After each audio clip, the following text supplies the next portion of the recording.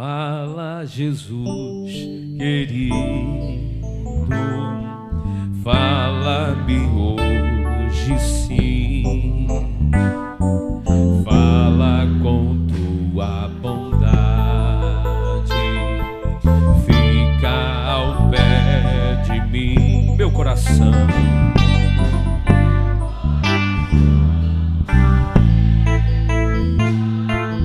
Praz tua voz ouvir, enche-me de louvores e gozo pra te servir. Fala-me suavemente, fala com muito amor, vencedor para sempre, livre te hei de pôr. Fala-me cada dia, sempre em terno tom. Ouvir tua voz eu quero, e neste mesmo som para teus filhos fala, e no caminho bom pela bondade os guia a pedir o santo dom. Quererão consagrar-se para suas vidas dar, obedecendo a Cristo e com fervor o amar. Cante, adore. Fala-me suavemente, fala com muito amor, vencedor para sempre, livre te hei de pôr. Fala-me cada dia, sempre em terno tom. Ouvir tua voz eu quero, e neste mesmo som, como no tempo antigo, tu revelaste a lei. Deixa tua vontade e a tua santa grei, deixa-me gloriar-te, quero a ti louvar, cantar alegremente e sempre te honrar. Só as vozes. Fala-me suavemente, oh glória,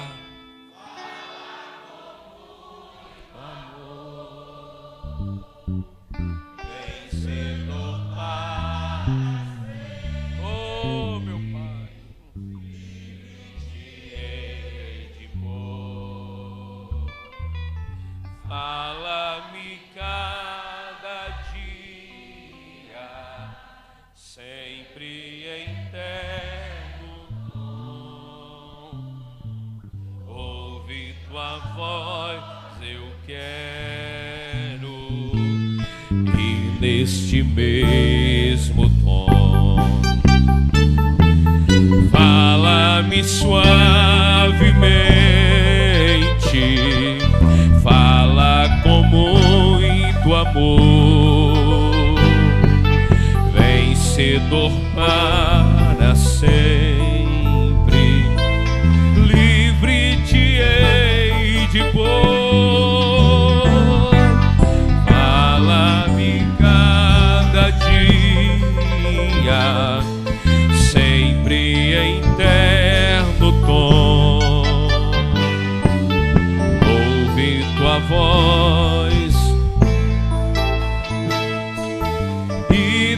este mesmo som.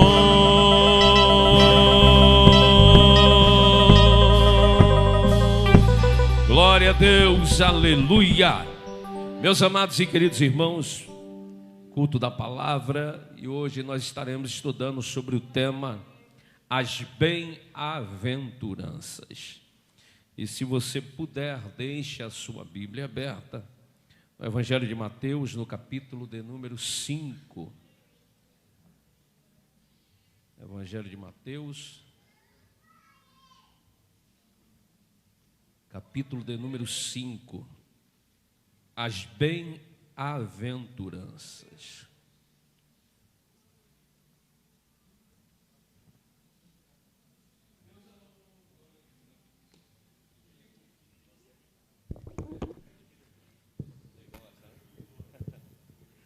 Aleluia.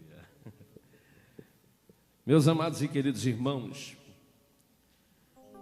precisamos entender que cada bem-aventurança diz respeito a uma bênção de Deus. Bem-aventurança significa mais do que ter alegrias. Implica o estado afortunado daqueles que fazem parte do reino de Deus. Quando nós começamos a ler o capítulo de número 5 de Mateus e meditar nas 8 bem-aventuranças deixadas por Cristo para o seu povo, e nós podemos observar que Jesus subindo a montanha, e esse texto é bastante conhecido como o Sermão do Monte, ou Sermão da Montanha. Jesus ali reúne uma grande multidão juntamente com seus discípulos, e ele começa a trazer para o povo que estava ali reunido orientações que aqueles que desejam servir ao Senhor, ele precisa seguir.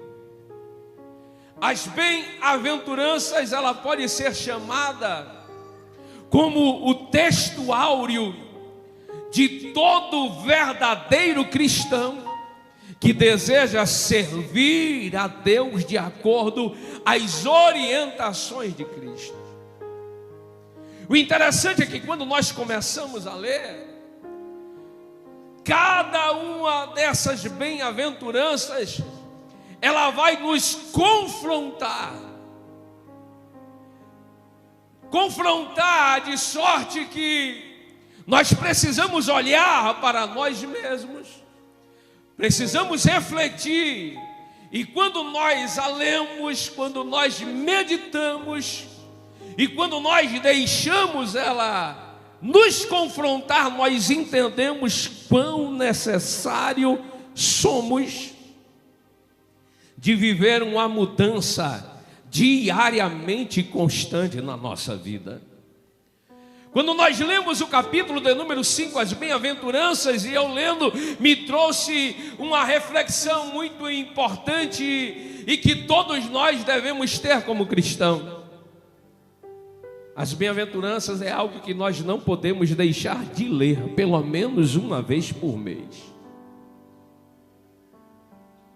Porque quando nós somos confrontados, nós somos impulsionados a viver uma vida de mudança e de transformação.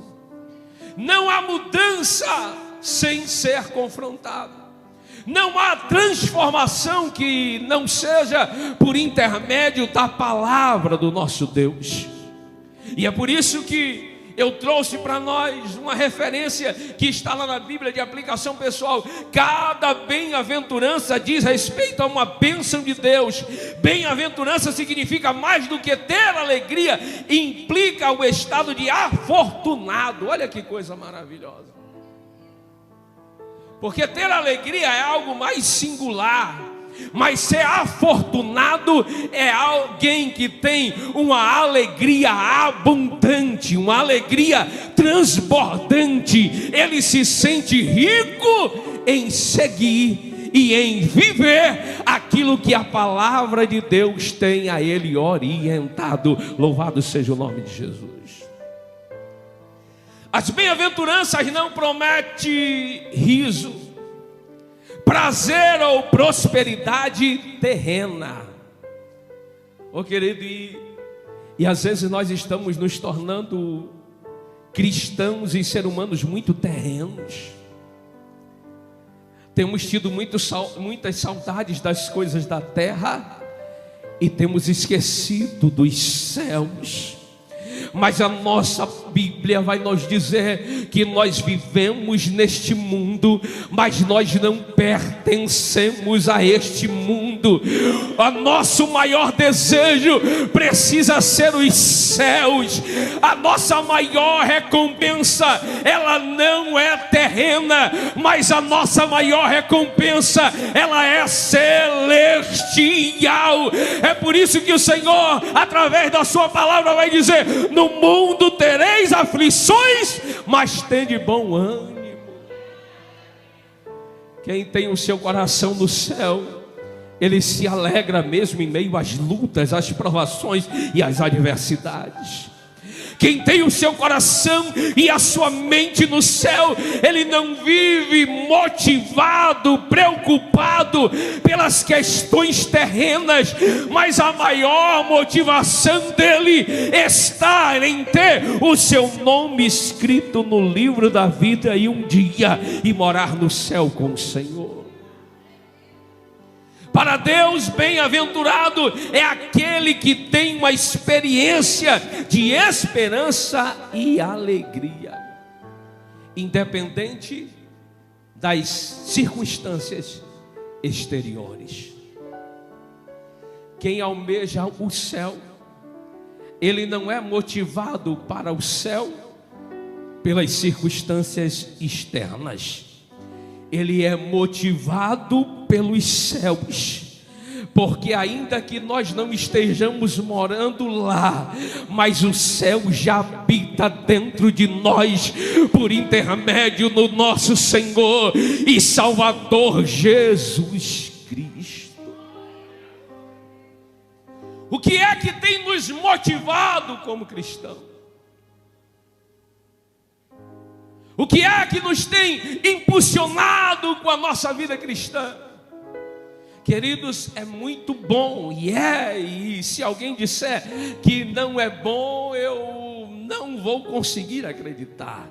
É bom nós conquistarmos as nossas bênçãos terrenas. Quem não quer? Quem não tem um carro quer comprar um carro. Quem já tem carro quer um carro melhor. Quem não tem casa quer comprar uma casa, um apartamento. Quem já tem quer reformar, quer que fique mais bonito. É bom, é importante. E nós lutamos, nos empenhamos e nos dedicamos para conquistar isso. Mas quanto você tem dedicado da sua força para servir ao Senhor, não da maneira que você quer, mas da maneira que a palavra de Deus nos orienta? Porque nós temos vivido um período onde muitas pessoas querem servir ao Senhor não da maneira que a palavra ensina, mas cada um quer servir ao Senhor da sua maneira, do seu jeito. Mas a maneira de servir ao Senhor não mudou. A Bíblia, ela continua sendo a mesma. Apesar de nós estarmos vivendo hoje um período onde tem alguns pseudos artistas se achando dignos de abrir uma boca suja e mal lavada para dizer que a Bíblia precisa ser modificada, está repreendido Satanás em nome de Jesus. Não se pode nem tirar nem acrescentar, porque a Bíblia, ela é completa, de Gênesis a Apocalipse, e não há ninguém nesta terra digno e com autoridade de alterar e de mudar. Porque aí até isso querem fazer. Tem que adaptar uma Bíblia para atender a público A. Tem que adaptar a Bíblia para se adequar a um público L, a um público G, a um público B, a um público T. Mas a Bíblia não vai se adequar a Senhor ninguém. Quem quiser vir após mim, negue-se a si mesmo, tome a cada dia a sua cruz e siga-me. As bem-aventuranças não nos permitem escolher aquelas que nos agradam e desprezar as demais. São 8. Pastor, mas das 8 aí tem 3 que dá para eu atender, mas as outras 5 não dá não. A orientação são as 8. Jesus não tem obrigação nenhuma de lhe aceitar do jeito que você quer. Não é Jesus que vai se modificar para você, é você que tem que se transformar para servir a Ele. Não é o tal do venha como estás e continue como é. Não. O Evangelho de Cristo é transformação, é mudança de vida, é mudança de caráter, é mudança de atitude, é mudança de comportamento. E tem muitas pessoas, querido, que está na casa, está na igreja, mas ainda tem alguns comportamentos que precisam ser ajustados. E o Senhor fala conosco e vai falar poderosamente através da sua palavra. E quem tem ouvido para ouvir, ouça o que o Senhor tem para nós nessa noite. É nosso dever como cristão considerar todas as bem-aventuranças como indispensável para a vida cristã e colocá-las em prática, pois relacionam o que nós enfrentamos e como devemos agir como seguidores de Cristo. Você não age mais como carnal. Se o Espírito Santo de Deus habita em você, você não anda mais segundo a carne, mas segundo o Espírito Santo de Deus. E só com a presença dele. Mas eu preciso estar disposto, querido, a me esvaziar de mim mesmo. Eu preciso estar disposto a renunciar o meu eu, a renunciar o meu ego, a renunciar as minhas vontades, a renunciar as minhas vaidades, a renunciar o meu temperamento, às vezes desequilibrado, fora de controle. Mas o Senhor controla, o Espírito Santo de Deus muda. O que nós precisamos é abrir a porta do nosso coração e dizer: Pai, transforma meu interior. Pai, se for preciso, me leva à casa do oleiro, me quebra todo, faz um vaso novo. Mas o que nós não podemos ser é um vaso com rachadura ou um vaso furado na presença do Senhor, onde o Espírito Santo entra e sai. Não.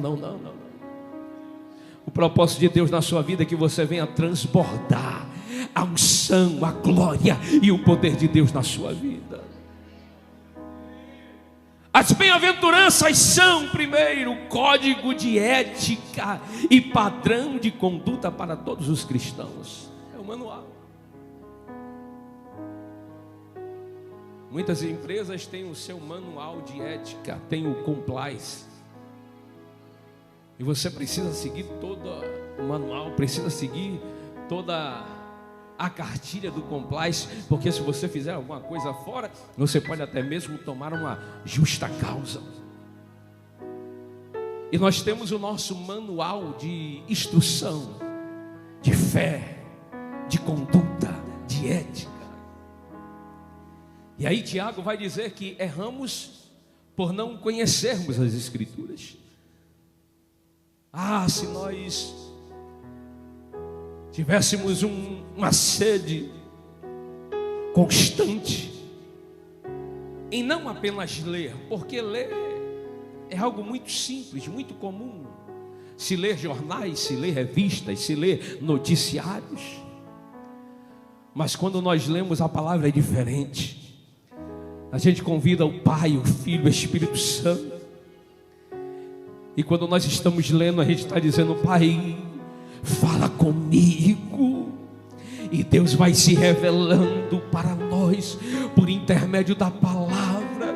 E a palavra vai gerando no nosso interior a mudança, a transformação. E coisa boa é quando nós permitimos que a palavra e que o Espírito Santo venha fazer a mudança que nós necessitamos.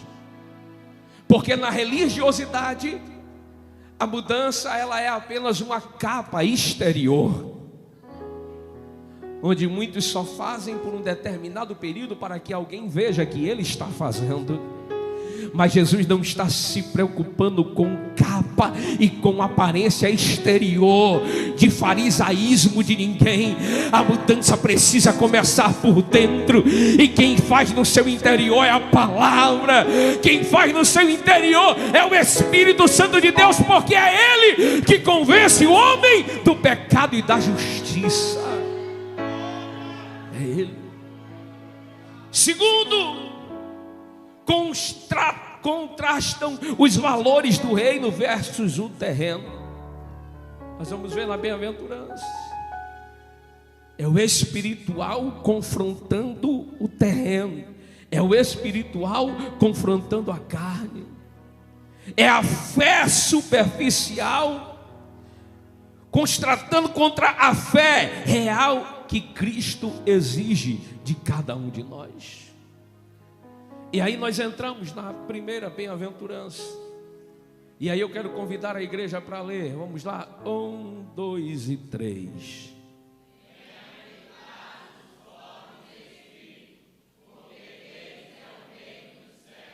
Glória a Deus. Precisamos entender, e muitos já sabem, mas quando o Senhor Jesus está dizendo para a multidão: bem-aventurados pobres de espírito. Jesus aqui não está falando sobre uma pobreza financeira, sobre uma pobreza espiritual, nem tampouco uma pobreza intelectual. Porque, querido, se é uma verdade, é que às vezes existem muitas pessoas que têm uma condição financeira muito baixa, mas tem um nariz muito empinado, é orgulhoso, é soberbo. E a coisa que me dá pavor é gente soberba. Eu tenho alergia a gente soberba. Eu tenho alergia a gente de nariz empinado. Eu quero ter distância.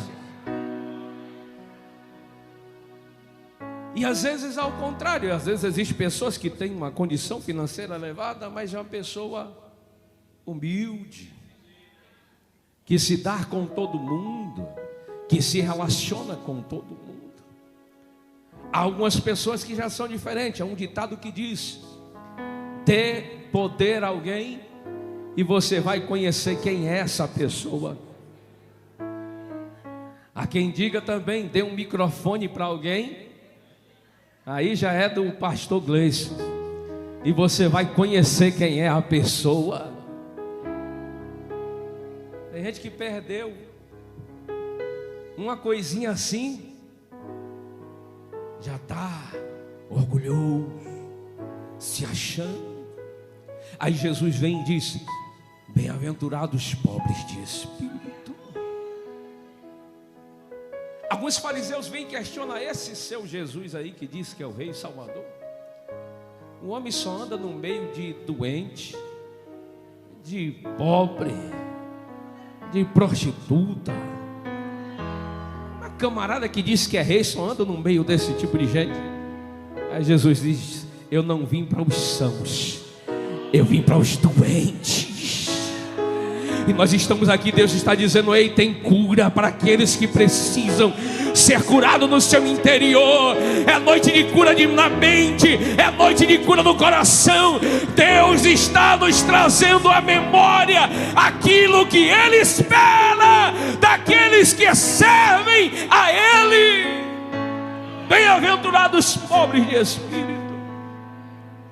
1 Pedro capítulo de número 5, versículos 6 e 7, o texto diz: humilhai-vos, pois, debaixo da potente mão de Deus, para que a seu tempo vos exalte, lançando sobre Ele toda a vossa ansiedade, porque Ele tem cuidado de vós, quantos podem adorar ao Senhor pela sua paz. Pobre de espírito está relacionado à humildade, a capacidade de se relacionar com todos. O cristão, ele não se relaciona com o outro por interesse, não. Ele se relaciona porque nós somos um corpo, nós somos uma família, onde a cabeça é Cristo. Eu preciso de você, você precisa de mim, e nós somos completamente dependentes e necessitados dEle, e sem Ele nada nós podemos fazer. Mas a palavra está dizendo: humilhai-vos, porque no tempo de Deus Ele vai te exaltar. Você não precisa passar por cima de ninguém, você não precisa ter inveja de ninguém, você não precisa dar rasteira em ninguém, você não precisa levantar falso contra ninguém, você não precisa puxar tapete de ninguém, porque Deus cuida dos seus. Se Ele tem promessa na sua vida, fica na posição, porque Eclesiastes 9:11 vai dizer que o tempo e a oportunidade chega para todos. Permaneça na humildade, dando honra a quem Deus tem exaltado no tempo presente. Seu tempo vai chegar. Provérbios capítulo de número 16, verso 19. Melhor é ser humilde de espírito com os mansos, do que repartir o despojo com os soberbos. Humildade. Você precisa ter humildade no tratamento com o seu irmão. Você precisa ter humildade na maneira que você vai falar. Eu já disse isso aqui na igreja. Você pode utilizar uma mesma palavra ou uma mesma frase, e a mesma palavra ou a mesma frase ou o mesmo conselho, ele pode surtir na vida de alguém algo positivo ou algo negativo, porque é a forma de falar, é o jeito de tratar. Ah, pastor, mas eu não tenho um jeito não, eu sou meio bruto, então fica calado, não abre a boca para falar nada. Porque a gente precisa ter humildade, a ponto da Bíblia dizer: olha, dê mais honra ao seu irmão do que a você mesmo. Quem é que quer? Às vezes tem gente que, se o outro estiver cantando, ele diz: não, eu canto melhor. Ei, não. Se alguém está pregando, não, eu prego melhor. Mas graças a Deus que aqui em Vida Nova não tem não. E se tinha, a partir de hoje vai ser mudado, transformado, restaurado. E se precisar, no momento do apelo, vai levantar a mão, renovar a aliança com Jesus, mas vai viver da maneira que a palavra do Senhor nos orienta. Provérbios 22:4. A recompensa da humildade e do temor do Senhor são a riqueza, a honra e a vida. Oh, glória! A recompensa, a humildade. O pobre de espírito, humilde, o que teme ao Senhor, ele é rico, ele é honrado por Deus. e Deus dá vida. Porque, querido, a riqueza ela não está limitada a quanto você tem na sua conta bancária. Não, não, não. Porque às vezes existem pessoas com muito dinheiro na conta, mas quando chega de noite não consegue colocar a cabeça no travesseiro para dormir, porque está perturbado. Mas tem aquela pessoa que recebe o seu saláriozinho ali no mês, paga a sua luz, paga a sua água, faz a sua compra de mercado, mas com um sorriso no rosto e dizendo: eu sei que o meu Redentor vive. Oh, aleluia! Bota a cabeça no travesseiro antes de colocar, dobra o joelho, ora, conversa com o Pai. Deus renova a alegria, traz a paz, e Ele tem vida. Essa é a verdadeira riqueza. O resto, querido, é acréscimo, é consequência. Provérbios 29 e 23. O orgulho do homem o humilha, mas o de espírito humilde obtém honra. O próprio orgulhoso, ele vai acabar se humilhando no orgulho dele. A gente lidar com algumas pessoas em algumas lojas, e aí às vezes tem uns gerentes que o pessoal da minha equipe fala: rapaz, esse gerente trata a gente tão mal, tal. Aí eu já digo logo: não se preocupe, não vai durar 6 meses. Aí o pessoal ainda brinca comigo: ô meu supervisor, porque o senhor vai orar, é? Eu falei: se precisar eu oro, mas não dura muito tempo. Não consegue se relacionar bem com a equipe, não consegue se relacionar bem com as pessoas. Querido, ninguém vai para lugar nenhum sozinho. Só o orgulhoso que pensa que chega em algum lugar sozinho.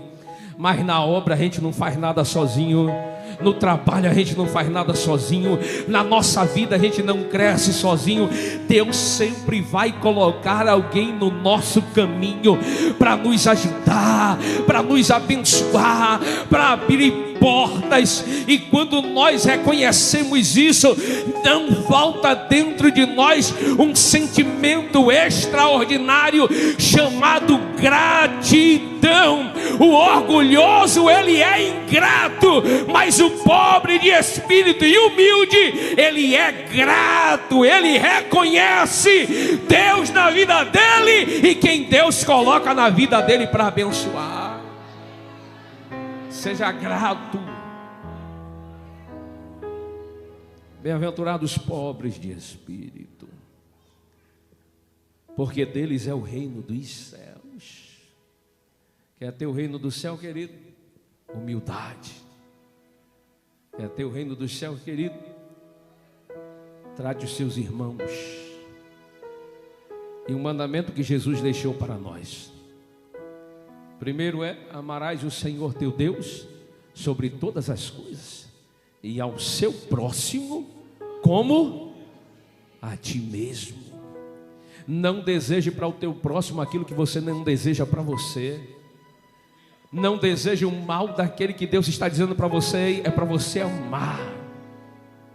Não queira ver a queda daquele que Deus está dizendo: ei, é para você amar. Segundo, bem-aventurados os que choram,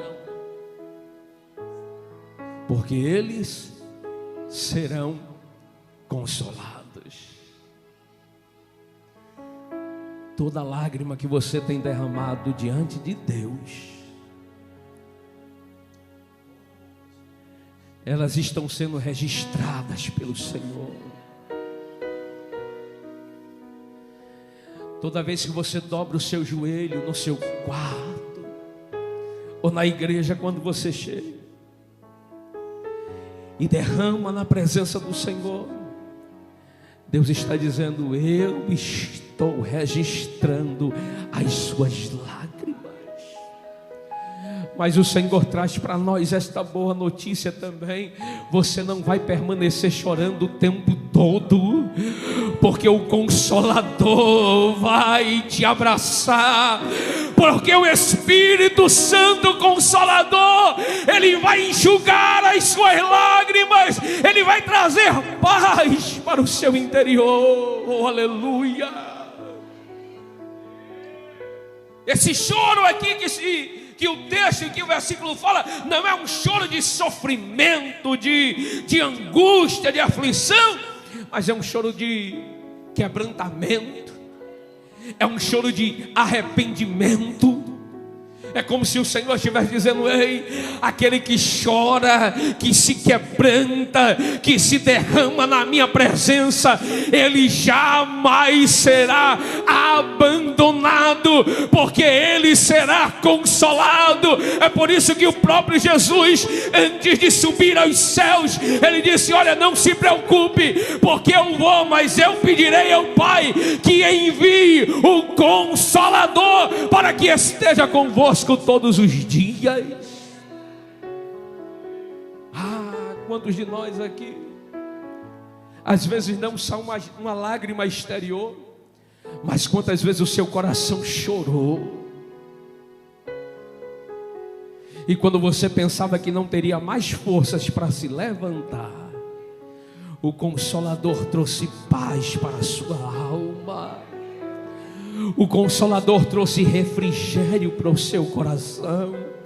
O Consolador soprou nos teus ouvidos e disse: meu filho, minha filha, eu te sustento, eu te levanto, eu te dou força, eu enxugo as tuas lágrimas, eu te consolo, eu te coloco de pé. E você está aqui hoje podendo glorificar ao Senhor, é porque o Consolador te alcançou.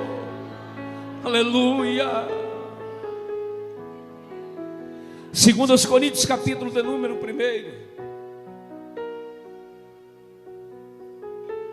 versículo 3 e 4. Bendito seja o Deus e Pai de nosso Senhor Jesus Cristo, Pai das misericórdias e Deus de toda consolação, que nos consola em todas as nossas tribulações, para que com a consolação que recebemos de Deus, possamos consolar os que estão passando por tribulações. Olha que coisa linda, olha que versículo extraordinário. Olha o que a palavra diz: o Senhor te consola, e Ele mesmo lhe capacita para que você possa consolar outros que estão atribulados. E aí me vem aqui na mente agora, existem algumas provações que Deus permite a gente passar, para nos preparar, para nos capacitar, para nos moldar, porque em um determinado momento irão se aproximar de você pessoas que estão vivendo aquilo que você já viveu no passado. Quem está entendendo, glorifique ao Senhor. E Deus está dizendo: ei, eu te consolei, agora eu vou te usar para consolar aqueles que estão derramando lágrimas de tribulação. Deus é extraordinário. Tudo na nossa vida tem um propósito.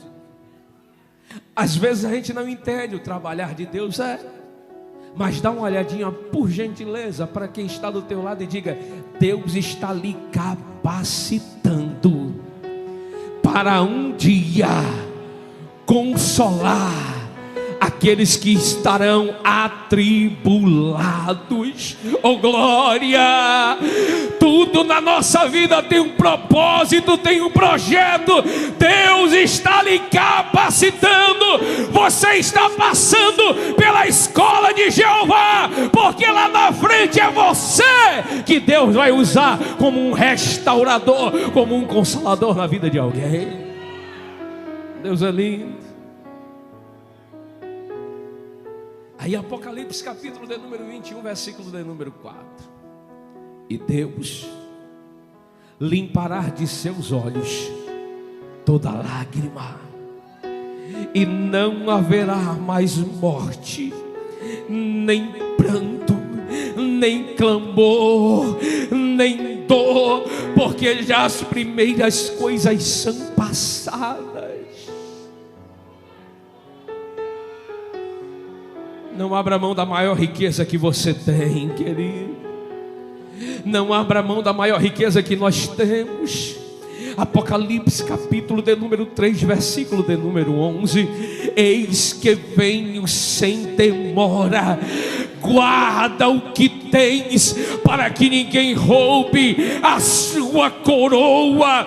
Vai valer a pena permanecer fiel na presença, vai valer a pena não abrir mão de Deus por este mundo, vai valer a pena dizer não para o pecado e sim para Deus, porque Ele enxugará dos nossos olhos toda lágrima.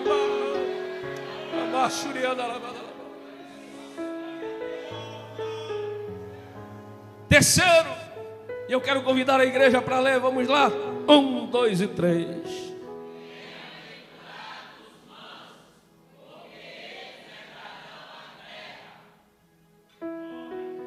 Bem-aventurado quem?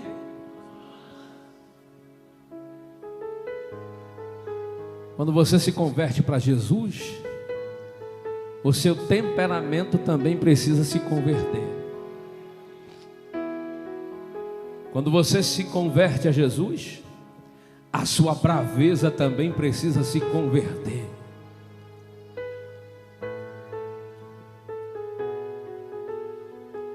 E aí eu fui para o dicionário para entender um pouquinho o que é manso. E o dicionário vai dizer que manso é alguém de temperamento fácil.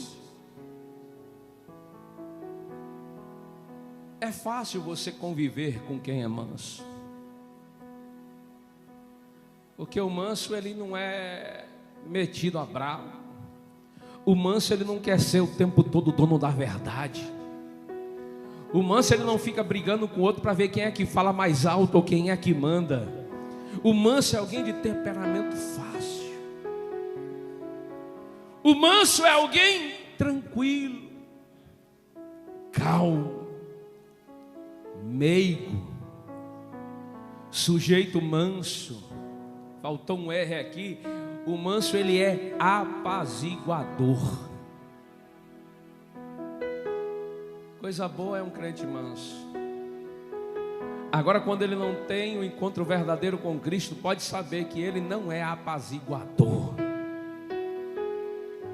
A lenha que ele traz não é para o altar, porque a palavra diz que o fogo arderá continuamente no altar. O sacerdote traz lenha para o altar, mas aquele que não é apaziguador, a lenha não é para o altar que ele traz a lenha para o lugar errado.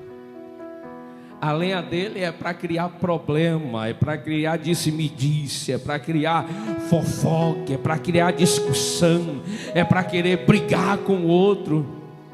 Esse daí precisa se converter, não conhece Cristo ainda.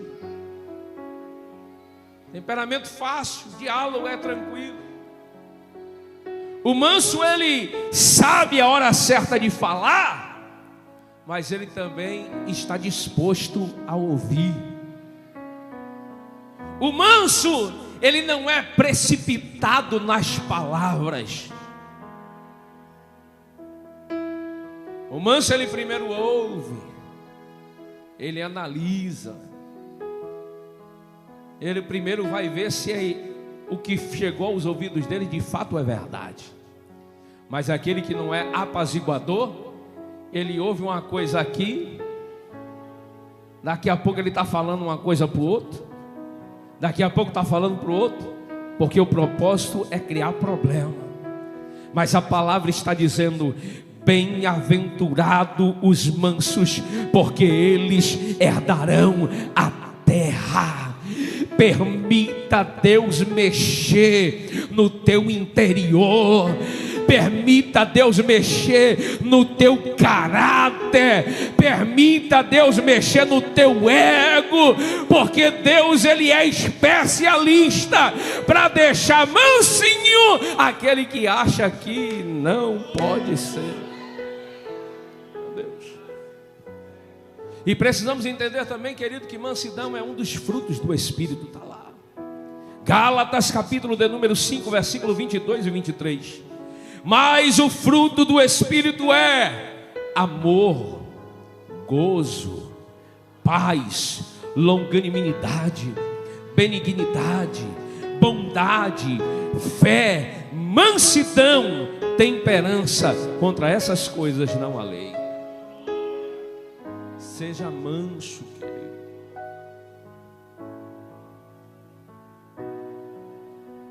Sabe uma coisa que eu fico muito preocupado? É com gente que gosta muito de dar críticas construtivas.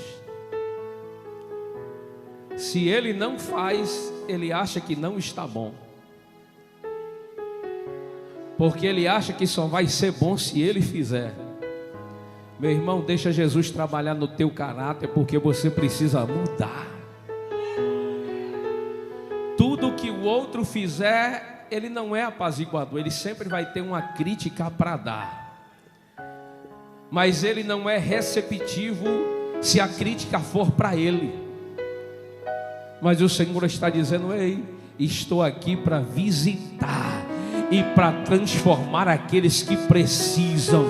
Se coloca no teu lugar, e o teu lugar é de crente, o teu lugar é de ler a palavra, de viver a palavra, é de ser humilde, é de ser manso, é de viver aquilo que a palavra nos orienta e colocar em prática na sua vida.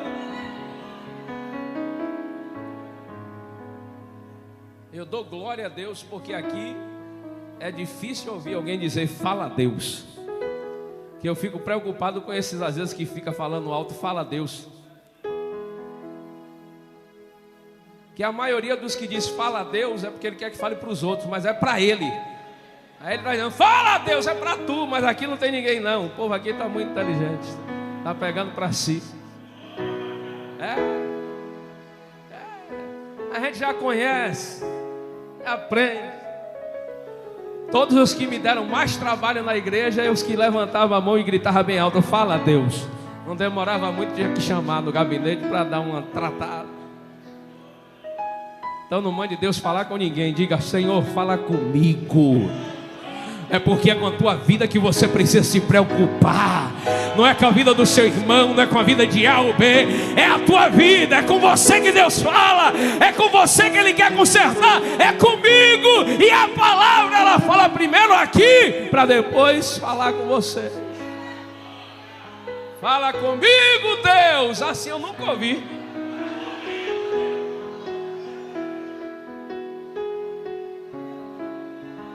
O Senhor está falando. Quem está entendendo, glorifica o nome do Senhor. Queridos, olha o que diz 2 Pedro, capítulo de número 1, do 5 ao 7. 2 Pedro. Por isso mesmo, empenhem-se para acrescentar à sua fé a virtude. À virtude, o conhecimento. Ao conhecimento, o domínio próprio.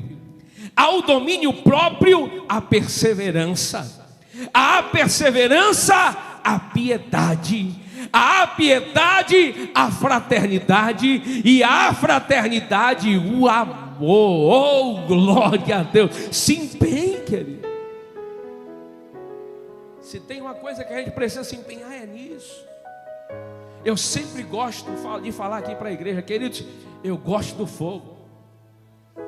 Às vezes eu brinco com os meninos, espada afiada, cavalo branco, negócio. Mas queridos, se você gostar só do fogo e não tiver a palavra, vai ser menino. E o apóstolo Paulo, ele disse, quando eu era menino, eu andava como menino, agia como menino, fazia as coisas de menino, mas cheguei à estatura de varão. É graça e conhecimento. Conhecimento e graça. Aí é coisa boa. Então, se você quer se empenhar, se empenhe, acrescentar fé, conhecimento, domínio próprio, perseverança, piedade, fraternidade e amor. Isso daqui são características encontradas naqueles que são mansos. O ambiente que o manso chega, ele transforma o ambiente em um lugar mais agradável, em um lugar de paz, em um lugar de harmonia. E esse é o nosso objetivo, porque dentro de nós flui um rio de águas vivas, onde a gente chega, como disse aqui o versículo anterior, para consolar aqueles que precisam ser consolados, para saciar a sede daqueles que precisam ser saciados, para trazer a paz do Senhor. Olha o que a gente fala, olha como nós saudamos os nossos irmãos, a paz do Senhor, querido.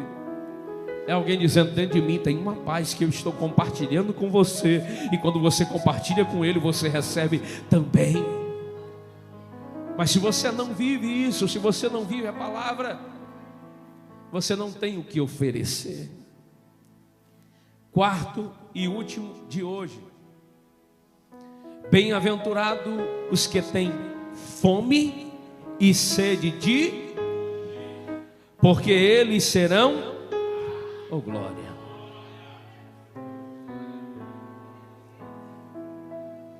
Essa fome e sede que o próprio versículo já acrescenta, é uma fome e sede de justiça. Não é uma fome de comer um feijão, uma feijoada, um prato bem grande, mas é fome e sede de justiça. E esta fome e esta sede é espiritual. Jesus está dizendo: bem-aventurado é aquele que deseja se alimentar da minha presença, da minha palavra. Bem-aventurados são aqueles que têm sede de me conhecer, que têm sede de me buscar, que têm sede de comer cada vez mais a palavra de Deus. É esta fome, esta sede que o texto está se referindo.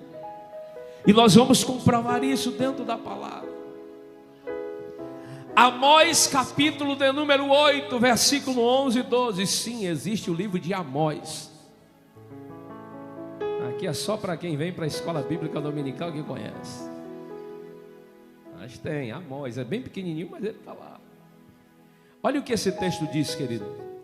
Eis que vem dias, diz o Senhor Jeová, em que enviarei fome sobre a terra, não fome de pão, nem sede de água, mas de ouvir as palavras do Senhor. Você pode dar glória a Deus por essa palavra.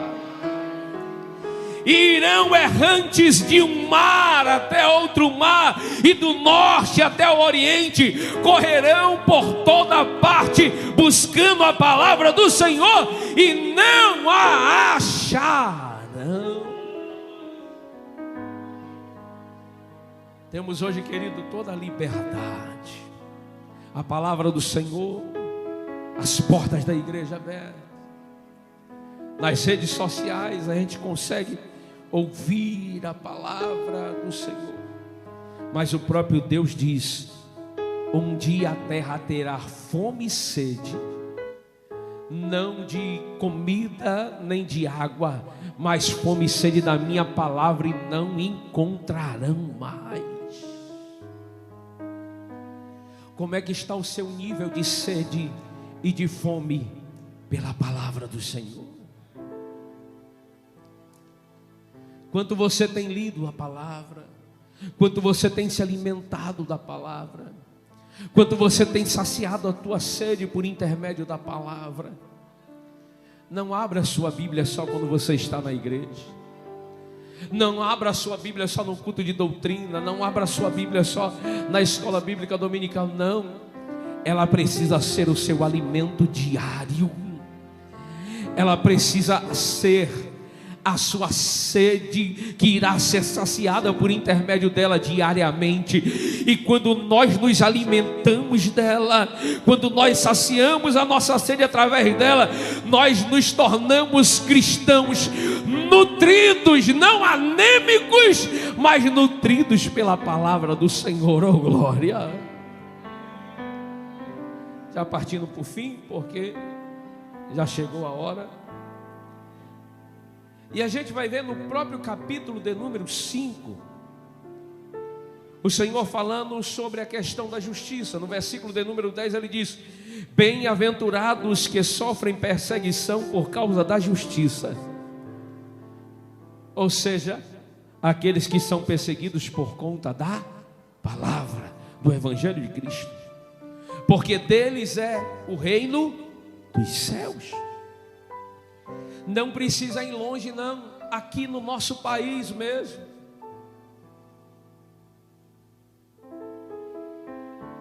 E queridos, entenda uma coisa, crente, a gente não está em período político, e eu não estou falando sobre política, mas eu preciso lhe orientar. Crente não defende partido político, nem político A e B. Crente defende os seus princípios. Tem muito crente votando em princípios contrários àquilo que você prega e àquilo que a palavra orienta. Aí depois vem chorando: aonde foi que eu errei? Aonde foi que eu cometi falha? Tu não seguiu na hora de votar aquilo que a palavra orienta. Depois não vem chorar, como diz o ditado, o leite derramado.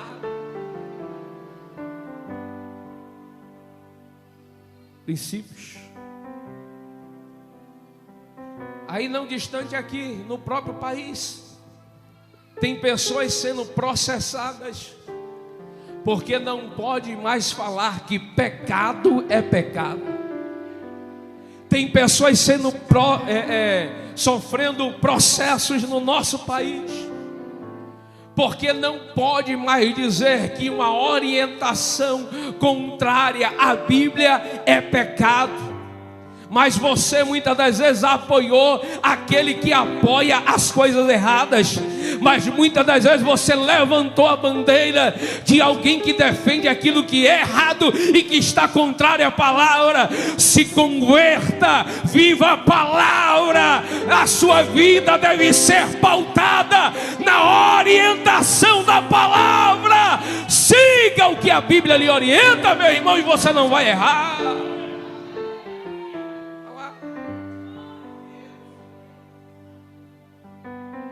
Aí tem gente que diz: não, é porque tem que se cumprir logo. Eu quero antecipar. Antecipa para tu só, meu irmão. Porque tem gente que acha: aí eu quero ficar, eu vou passar pela grande tribulação. Passe tu sozinho, mano. Eu quero seguir Mateus capítulo de número 24, o princípio das dores. Aí eu vou passar, mas pela grande tribulação vai passar quem não segue a palavra, quem não ouve a palavra, quem não vive a palavra, quem não se orienta pela palavra. Aí fica tu aí, porque eu já quero estar lá em cima com Jesus. Siga